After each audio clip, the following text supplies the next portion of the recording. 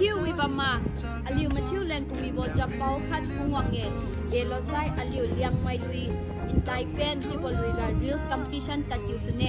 คดีซีบอลุยซีVUIGA World Channel ที่บอกว่าเจ๊คิวไฮโบดิสวีสิรนังมังจะไฮโบอินไตเปนที่บอลุยซี Virgin เนียกากำปั้นไฮจิบัมเวอลิวเลียงมาลุยกับคดีนิวไซมันนิปุยกาที่จะกำปั้นไฮจิบัมเว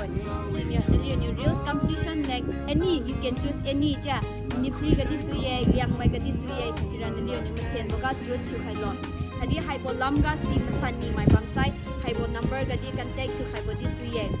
and กู submission date new site May 1กันอยู่ May 10ลุงก็ submit คิวไฮลอสิรนังมังจะจุนวีบจัมโบคัดซีเนีย first prize ให้ 10k คดี second prize new site 5k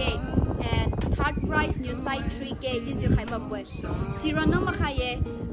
งามปันไม่ the first 3 winner สิมาดุนซีอลิวเลียงไม่กู talented singer วิปีบปาไม่คดีสิวิลิวอบวนไม่ and sponsor ถูกให้จูบับโบวิงามอบวนไม่